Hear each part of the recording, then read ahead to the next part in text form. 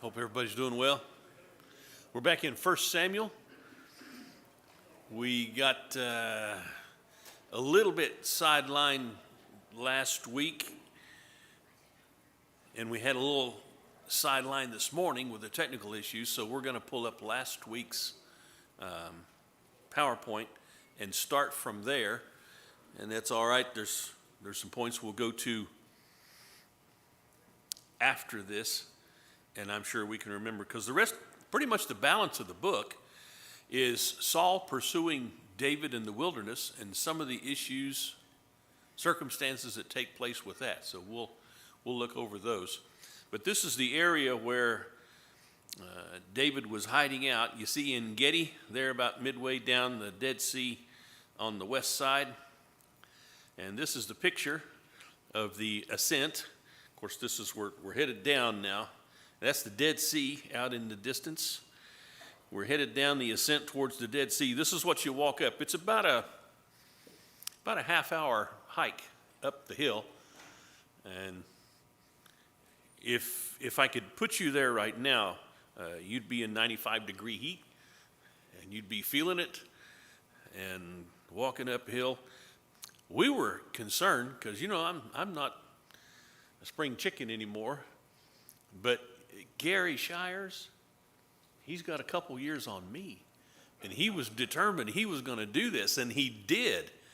And we're thinking, okay, you're going to have to carry one of us off of here, but we didn't. We made it all the way up, and we made it all the way back. And then I don't have pictures of this because it was dark in there, but he went through Hezekiah's tunnel. I don't know if you're familiar with Hezekiah's tunnel. That's a little further on down the pike than 1 Samuel, but Hezekiah dug a tunnel through sheer limestone about 1,500 yards long, and its purpose was to be a waterway. And it's still a waterway. There's water flowing like crazy through there up to about your knees. And we got some little flashlights and walked through that thing, and it's about as wide as it needs to be if all you need is a channel for water. And so you're walking like this most of the time, and part of the time you're doing this because the ceiling is low. It's kind of claustrophobic, but at any rate, that's some of the stuff we got to do, and we made it back alive, thank the good Lord. But this is where we were at the cave of En Gedi. Which way do I go? Oh, that's the way. Here's another couple of views of the area. There's another view of the ascent facing out towards the Dead Sea. You can see there is some stuff growing there, but not much because moisture is scant and scarce. I don't know exactly what it was like 3,000 years ago when David was there and Saul was there, but this is the way it is now, and I don't expect that it was a whole lot different. Not much has changed over there as far as these things go. There's the ibex. You remember talking about that last week? That's the animal that represents their national park system. And here's the going on the way up there. What kind of a tree is that? An acacia tree. A beautiful, lovely, verdant knot. They're just desert trees, kind of like mesquite. But those were the trees that God said, I want you to build things out of this. And so they built a lot of the things of the tabernacle out of acacia wood. Here's the cave as you see it from where you're allowed to go. Some caves, this may be one of those, just about has to be one of those. They have a small opening, but then they open up inside. This has to be the way this one is because David had 600 guys, and they were sitting in the recesses of the cave, according to the text of 1 Samuel. And while they were in there, Saul came into the front part of the cave to relieve himself, and that's where David approached and cut off part of his garment stealthily. And when Saul left, David came out to the mouth of the cave, held it up, and said, hey, I could have killed you, but I didn't. And this is supposed to be the place where that happened. I know it doesn't look like much, does it? If I didn't tell you that was a cave, you'd probably wonder, what in the world is he showing us a picture of? But that's what that's supposed to be. What's that?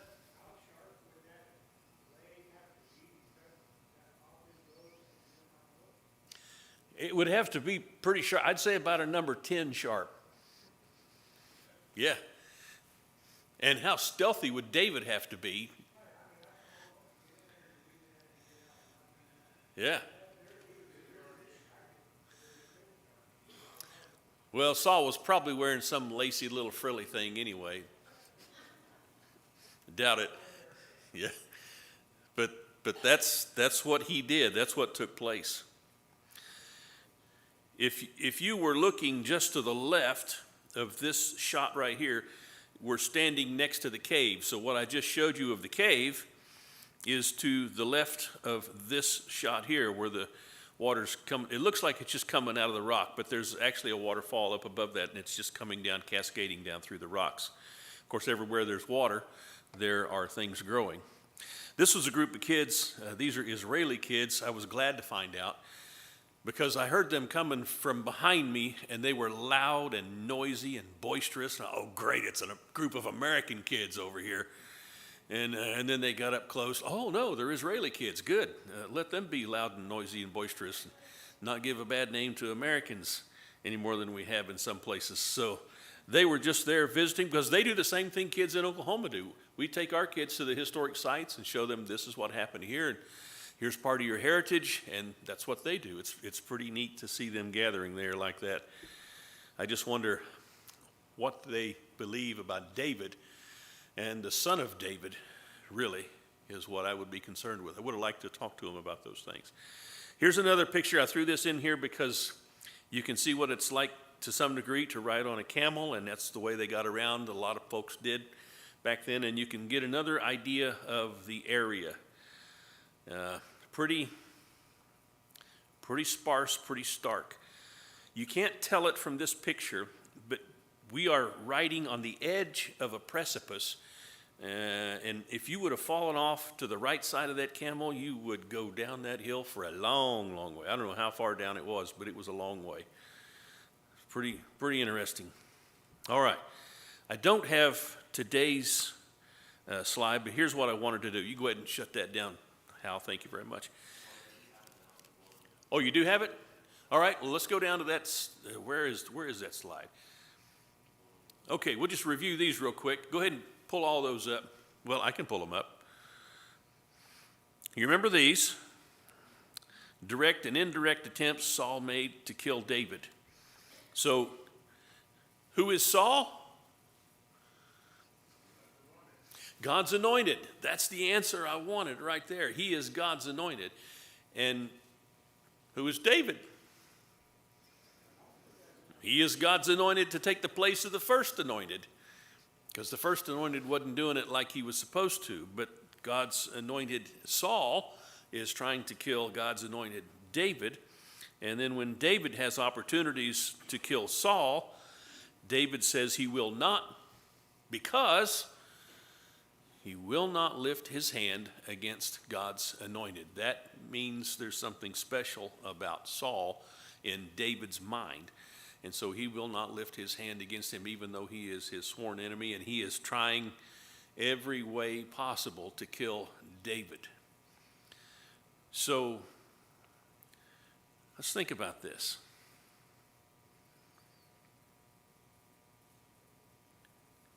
According to the flesh, according to lineage, David is Jesus' great-great-great-grandfather. And we see the imagery in what's happening with David that happened with his great-great-grandson. I don't know how many greats are supposed to be in there. I didn't count those up, but you know what I'm talking about. Here is the one who is anointed of God, who's being persecuted, and for no good reason. He's hated, he's pursued, he's sought after, and yet God continues to watch over him and keep him safe until his time for ascending to the throne takes place. Bud? I was just going to ask you, the name E-N-G-E-D-I, Yes. did they tell you what that meant? No, and I didn't look that up. And I don't know why, because I usually say, oh, I wonder what that means, because every name means something. No, I know a man, or I knew a man, as an elder in the church, his name was Getty. Not in Getty, but Getty. And I always wondered what his name meant. But I think there's an Italian rest place there, like a spa, and it's known as Spaghetti. So, okay, so just had.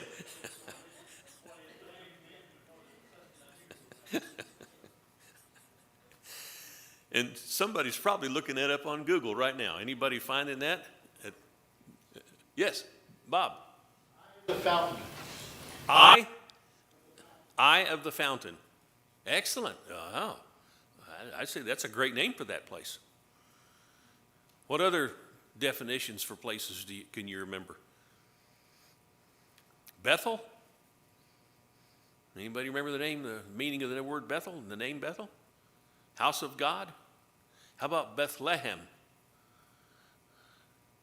House of bread?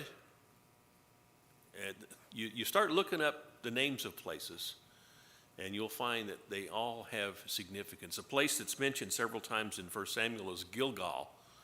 Anybody remember what Gilgal means from the book of Joshua? It means a rolling. That's where they remembered that God rolled away their sin. Start asking that question that Bud's asking. What does the name of that place mean? Because those are like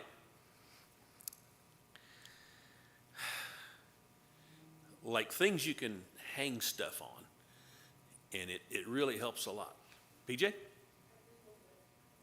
Oh, you Googled it. I Googled it, yeah. Ein means spring or a fountain, and Getty means goat or kid. Therefore, it means kid spring or fountain of the kid. Okay, there you go. Good. You got pictures of goats drinking out of the fountain?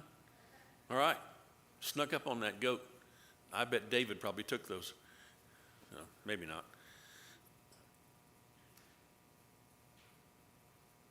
I got myself sidetracked. I don't know what I was talking about.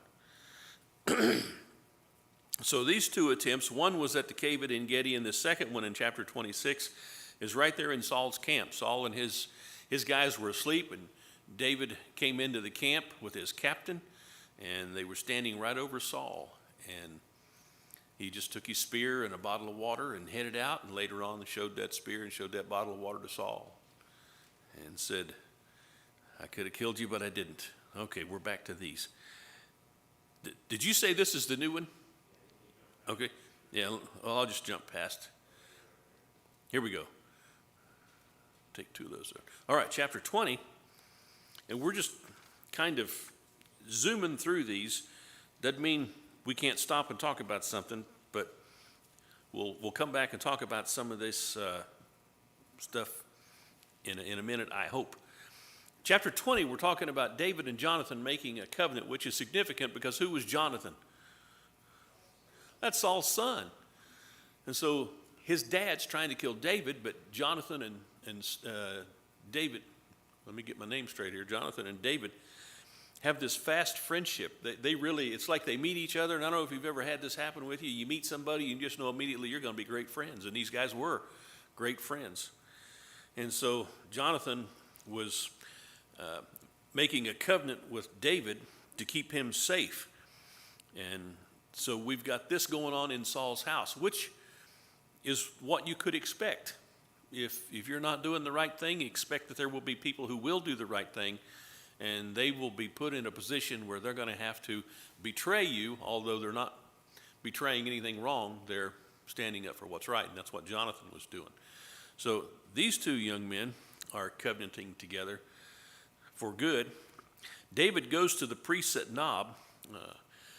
They help him. This is chapter 21. Verse 1, David came to Nob to Ahimelech the priest, and Ahimelech came trembling to meet David and said to him, why are you alone and no one with you? Why would Ahimelech be trembling? He knows Saul's after him, and okay, this is the guy Saul's. If you come here, you're going to taint me, is what I think Ahimelech is thinking. It doesn't say that in the text, but why else would he be trembling? So David says to him this in verse 2, the king has commissioned me with a matter and has said to me, let no one know anything about the matter on which I am sending you and with which I have commissioned you, and I have directed the young men to a certain place. Now, therefore, what do you have on hand? Give me 5 loaves of bread or whatever can be found. So Ahimelech helps David, but he doesn't know that Saul is actively pursuing him at this point. David is telling him that the king has sent him on an errand, which Saul has done in the past, sent him out to fight his enemies. And so David takes the bread. What else does he take from Ahimelech? Look at verse 8. Goliath's sword. David said to Ahimelech, now is there not a spear or a sword on hand? For I brought neither my sword nor my weapons with me, because the king's matter was urgent. The priest said, the sword of Goliath, the Philistine, whom you killed in the valley of Elah.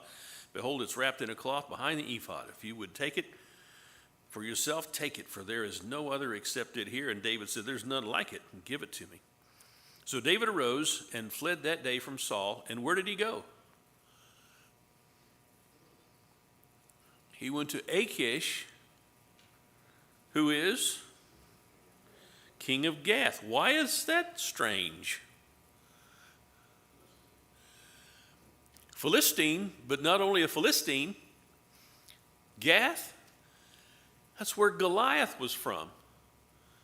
So he's going to the town, the hometown of the giant that he killed, and what's he taking with him? He's got his sword.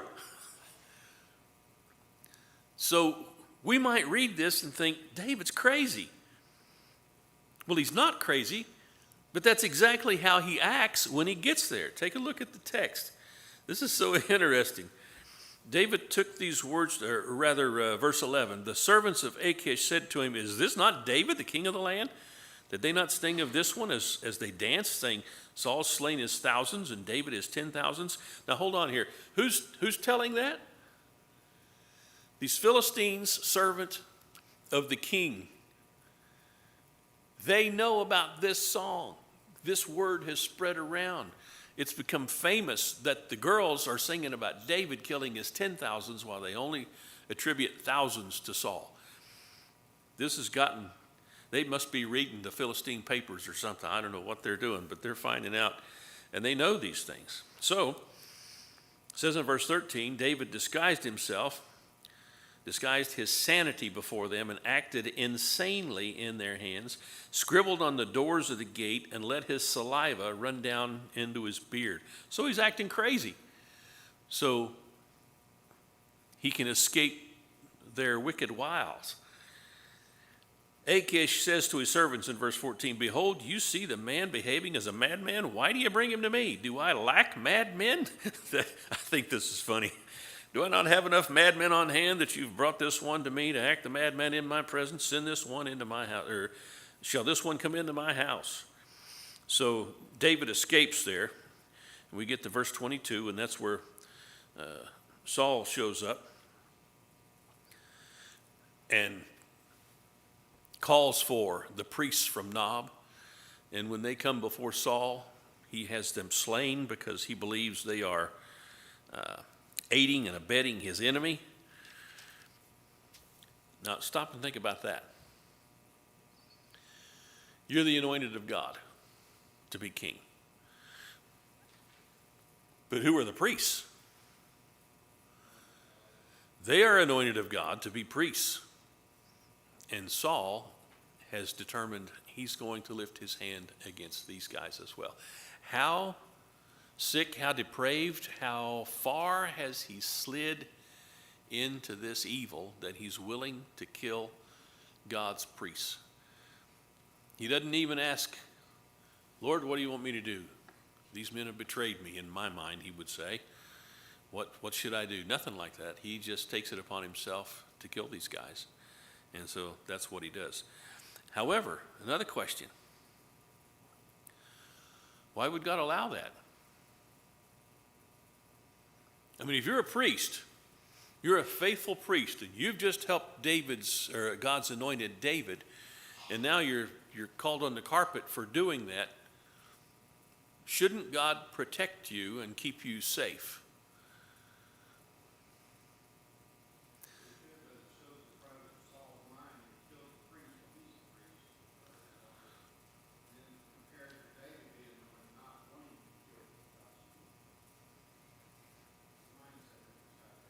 Okay.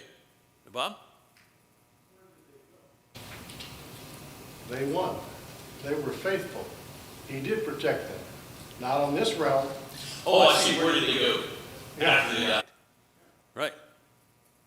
He does protect us. He does look over us. It may not be comfortable while we're here, because everybody has free choice, not only us, but those who oppose us. And just as these priests, had their free choice, and they chose wisely, Saul also had free choice and chose wickedly, but he had more power, so, it's a fallen world. It's not fair. It's not going to be fair.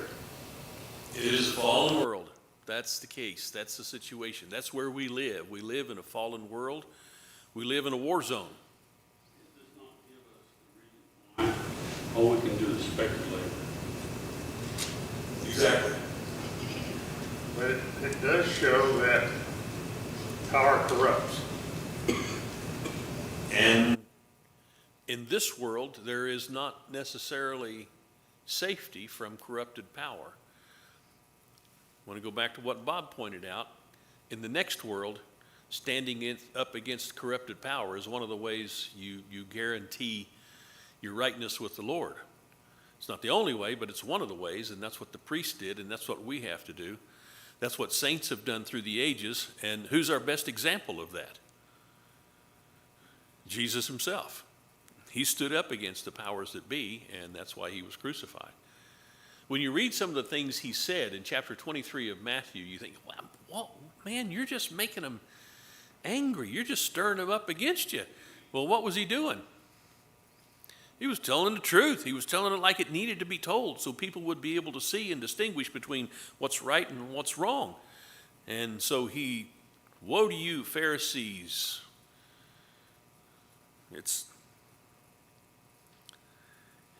We look at it from a worldly standpoint and we think, I don't know if that was too smart. No, that was genius. That was exactly what it needed. Besides, why did he come? He came for the specific purpose of dying to pay for our sin. Now we're looking back and we're seeing David. He doesn't deserve this in the sense of the way the narrative is playing out. He's God's anointed. He's trying to be faithful, trying to do the right thing. And he's being persecuted. He's being pursued. He's being put in all these difficult and desperate situations. He's even gone to the Philistines, to the very hometown of the giant that he killed, and he has to fake insanity there so that he can survive, but he does survive. So in life, we have experiences, and I admire David because he shows us, we can survive even though with God, even though we make mistakes. And it's amazing how the teachings stick with you. I had a very difficult 2 years when I taught at a school system. I mean, it was beyond anything I could have done. Finally, I took a different job at a different school, being an ag teacher. And when I left that town for the last time, I thought about pulling off the side of the road and shaking off the dust in my shoes as a testimony against me. And then I got to thinking about David, and David says, it's God's job to judge, not me. And I just, in my life, that thought permeates my thinking, as do the scriptures. And that's why we study, so we can become more godlike. But just to think that example that God gave us of what David did when he encountered Saul, and he would not take vengeance because it belonged to God. He would not harm Saul because. And it's just, whenever we sinned in the garden, God knew what was going to happen. But he's like, you don't understand. Do not. You're going to open a box of worms. There's going to be people dying. Death's going to enter the world. Then my son's going to have to come and die. We didn't have a clue what was set in motion. We do now. And then, even angels long to see what the plan was going to be to redeem us. And then he grafted us in, of that vine of life that Jesus and the cornerstone in the body. The Gentiles have got a chance now. But we're still responsible. We still have to do what he says. And all this the stuff that goes on and the actions, everything that we learn in God's Word modifies how we think and how we act toward other people. And it's kind of like what you said I think it was last week, we just have to live a godly life and try to do the best we can, and that's our testimony to God, I mean, I don't want to get off the scriptures and anything, but you talking about a lesson in life and all the things that David had encountered with Saul, and it gives us hope that we can survive too. Sure. And we look at his faith and how his faith is such it's the guiding light in his life. But what was his faith based on? I look at David and what he had to go on, and then I look at myself and what I have to go on. David was about 1,000 years before Jesus came. He didn't know anything about the Christ. He didn't know anything about the crucifixion. He didn't know anything about the resurrection. His faith was based on what he knew about God at that point, which is much more limited than what we have. And I'm pretty sure, reasonably sure, he didn't have a copy of the Pentateuch that he was carrying around in his hip pocket. Just pull that out and check it. What's that? I wonder what that says. Where do Psalms come from? Well, he's the one that wrote most of them. So, I mean, you think about what he had available to him, and yet the faith that he has. So there's something about faith that, well, we read Romans 10:17, which tells us faith comes by hearing, and that by the word of Christ or the word of God. David had heard something that stuck. I don't know where he learned it or how he learned it, but he learned it and it stuck. God had given him, when he anointed him, the Holy Spirit lived in him. Now, I'm sure there's times when he quenched the Holy Spirit, but then he repented. And then he was, and so that relationship of God's Spirit and his anointed, it directed his mind. That presence was there. Would that be a good observation, or am I? No, I think that's a good observation, but even prior to that, what did God say when he was rejecting Saul? He said, I'm looking for a man after my own heart. And that's how he found David. David was a man after his own heart. He was seeking for God. And the Psalms that he wrote while he was shepherding, those were prior to all of this deep engagement with God and his Spirit. Billy, did you have a comment? I mentioned the fact he not only had faith in God, but he trusted him, truly trusted him. And we must trust God with our faith too, as we stand firm. Right. My enemy have surrounded me, yet I put my trust in you, O Lord. What's the difference between faith and trust? How you live it. What you Okay. do. Remember the old story about the guy taking people across Niagara Falls on a wire? Got a wheelbarrow, and he'd take stuff, and he said to some guy, you believe I can put you in here and take you? Said, yeah. And said, well, hop in. Said, no.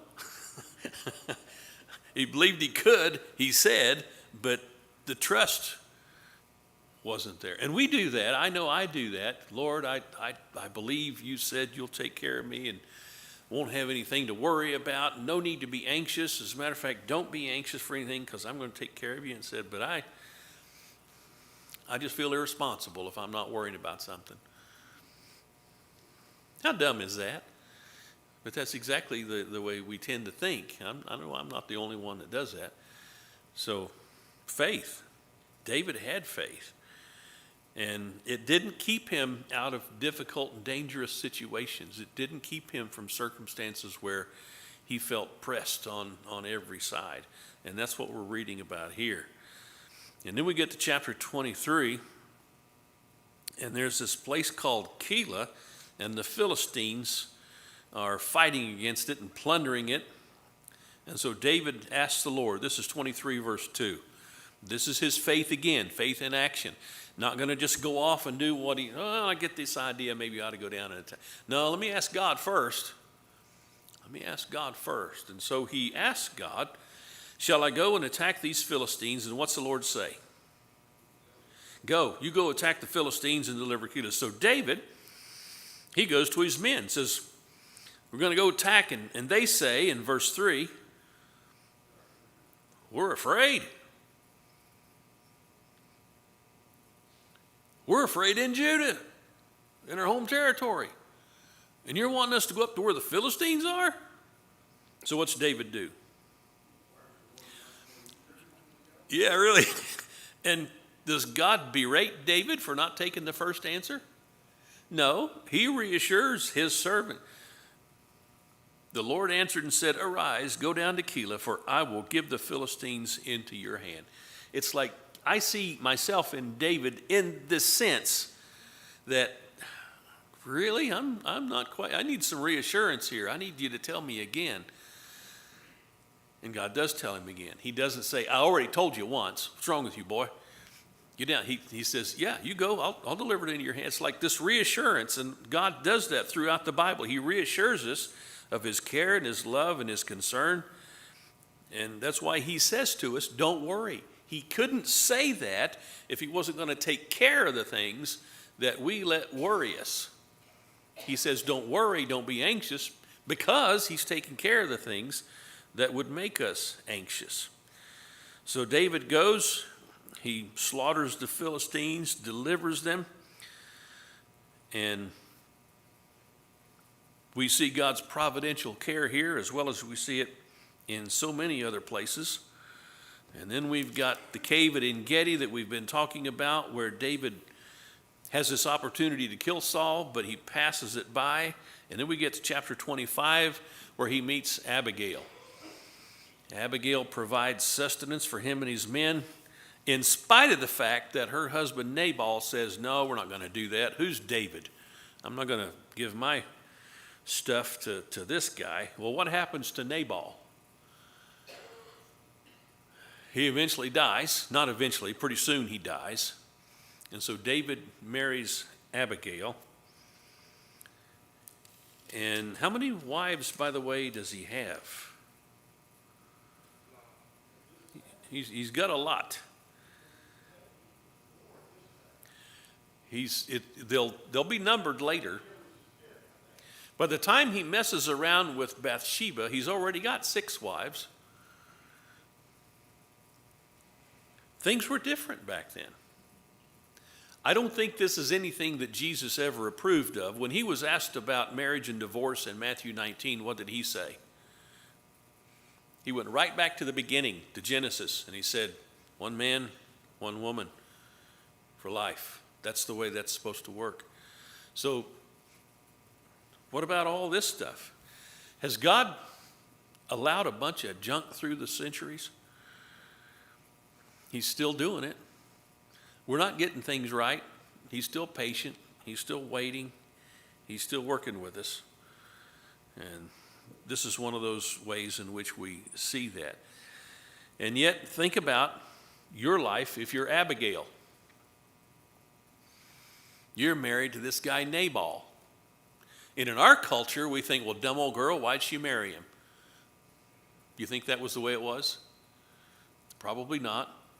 It doesn't say. There's nothing in the text that tells us how she came to be Nabal's wife, but she is Nabal's wife, and she may have wondered, what in the world is my life going to be like the rest of my living with this guy?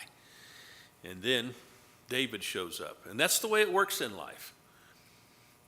Just when you think there's no hope and the horizon is all dark, there comes to be a light, and God gives you something you never would have expected would be there. And for her, that was David. And she did her best in a godly fashion to help it along by serving David, because she could have said, well, if I do something for David, Nabal's going to be mad, so I'm not going to do it. No, she did it. She helped him. And I apologize, we're not reading through all of this. This is quite a bit of material. But all of this is taking place while David is fleeing Saul. This is life happening. And life's happening every day to you and me. What is it somebody said? The days are long, but the years are short or quick. And some of you here know exactly what I'm talking about. It just doesn't take long, and you start looking back and, wow, where did all the time go? This is what happens when you live life. Stuff goes on. So that's as far as I got with that. I don't think I have anything beyond. Nope. So you keep reading, and you find out that Saul is eventually going to go solo, that he's going to go to the spirit medium, to the witch of Endor in chapter 28. 28 verse 1. It came about in those days that the Philistines gathered their armed camps for war to fight against Israel. Achish said to David, know assuredly that you will go out with me in the camp, and you and your men. And David said to Achish, very well, you shall know what your servant can do. And Achish said to David, very well, I'll make you my bodyguard for life. So Samuel was dead by this time. He died back in chapter 26. And all Israel lamented and buried him in Ramah in his own city, and Saul had removed him from the land. Saul had removed from the land those who were mediums and spiritists. So the Philistines gathered together and came and camped at Shunem. Saul gathered all Israel together, and they camped at Gilboa. So Saul, it says in verse 5, saw the camp of the Philistines, and he was afraid, and his heart trembled greatly. So what's he do? He inquires of the Lord, but the Lord's not answering. Why would the Lord talk to a man who's left him? You've given up on me. Why would I give you any information? And he tries it through dreams. He tries it by the Urim and by the prophets. The Urim and the Thummim, you remember those? These were stones. There's not much said about them, but we know that they were associated with decision making. And God was not even answering Saul through these special stones. The prophets couldn't help. So Saul says to his servants, seek for me a woman who's a medium. So how far can you descend?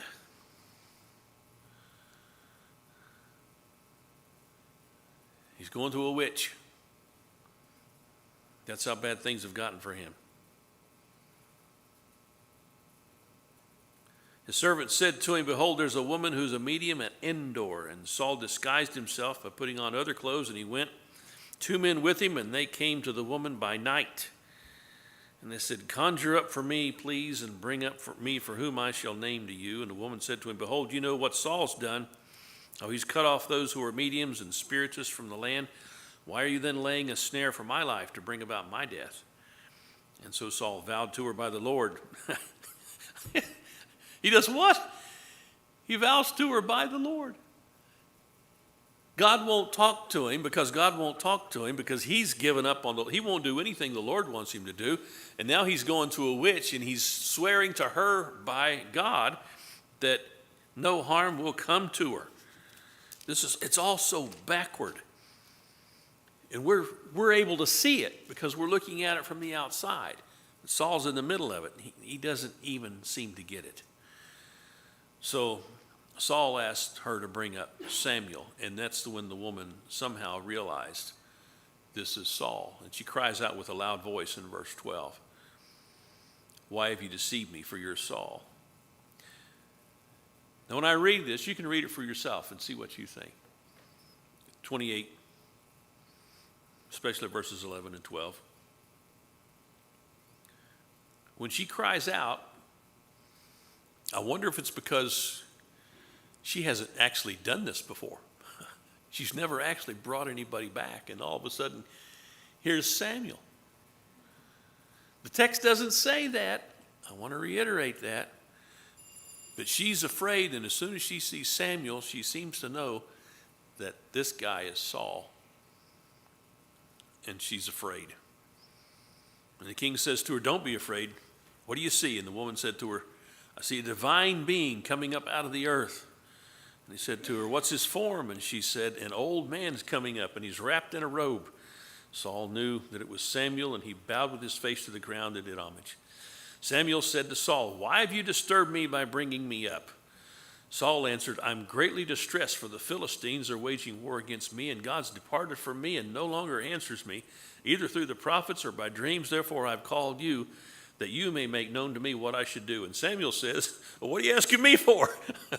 If God's given up on you, since the Lord has departed from you and has become your adversary, why are you asking me? It's like, do you not have a brain in your head? Can you not see what you've done and what's happening? Now, here's a question. Could Saul have repented at this point and made things right with God? I believe with everything in me that he could have. But he's allowed himself to go so far down the road, and he's gotten into the habit of trusting only his own instincts. No faith in God. The only faith he's got is in what he thinks, what he feels, what he believes, what his fears are. Because this is a guy running scared. He's been running scared for a long time. He's been running scared ever since those girls started singing about David. How small-minded, how wrapped up in himself was he? And now he's gotten to this point. Yes. He is trying to go to God now, but he's treating God like a tool in his toolbox. Okay. Not a walk with God, not obedience to God. He's wanting to use God. You know, oftentimes we'll do it. We'll ignore God until something bad happens, and then we fall on our knees and say, help, help, help. Right. But we've ignored him for the past 9 months. Exactly. We need you to do something for us now. This is another thing in life, and I think there's a relationship here, because it's not just God that we do this with sometimes. Sometimes we do it with people. We'll look at somebody and we'll make a judgment about them. Well, they're not very important. There's not much to them. They're small, or they're unimportant, or they don't have much status. And as soon as we start to look at people like that, it seems to me that God will show us how much we need them in one way or another. Oh, there's somebody, now I need them. And there can be a sense of shame and embarrassment now. Oh, well, I know what I thought before, and now I'm coming to you. Humility is such a godly characteristic. And yet, who in the universe, beyond the universe, would seem to have no need for humility except God? But when we humble ourselves before the Lord, what does he do? He lifts us up, always. This is what's happening with David. David is humbling himself before the Lord, and God is continually lifting him up, because he's eventually going to put him on the throne. But until he gets to the throne, there's all these smaller situations from which he needs to be saved, from which he needs to be guarded, and there's blessings along the way. He gets bread from the priest at Nob. He gets a sword. He gets a beautiful, wise wife out there in the desert, and I'm sure he didn't see that coming. And all of a sudden, but wow, man, I got a pretty good deal out of that situation. All of these things, you see God's care of David bringing him along, and yet none of that's probably what David would have chosen, in the sense of, I hope one day I'm out wandering in the wilderness, fleeing for my life from the king, whom I can't lay my hand on because he's the anointed of God. Probably never thought that, but here he is. Just like he probably never thought, oh, I hope a bear comes out today and I have to fight with him and kill him. Or I hope a lion comes out today and I have to fight with him and kill him. But what good did that do David? What's that? Confidence. When he went up to face Goliath, that was his confidence. God delivered the bear and the lion into my hand. He'll deliver this guy too. That's what we learn from difficult situations if we're paying attention. That God comes through. He always comes through. Billy? Song talks about him killing, Saul killing 1,000, David killing 10,000. At the time, David had not killed 10,000. The syntax of that song is for a rhyme to make it go flow evenly. You know, he only killed one man here, Goliath. He had killed 10,000. But the women come back and said that Saul had killed 10,000 and David 10,000. It's just a rhythmatic of a thought of a song to keep it going. And David was jealous over that. I mean, Saul was jealous. And this whole problem right there, he was jealous for something that really didn't happen. Well, he's jealous of something that, even if it were true, he should be reveling. Look at the soldier that God's given me, this guy who can kill 10,000 Philistines. Yeah, I've only killed 1,000, but I'm the king, and so I need a guy who can do what David does. But Saul is always focused on himself, and that's where his issue starts. And if you and I, it's the same thing with us. It's one of the things I tell couples in premarital counseling. Marriage is split up because of selfishness. There really is no other reason. One way or another, there's selfishness. That's expressing itself in one way or another, and that's what does it. That's what kills a relationship. It kills every relationship that gets killed. It's the same thing. It'll kill our relationship with God. Selfishness will do it. Well, I think it's time for us to quit. So we've made it up to chapter 29. How about that?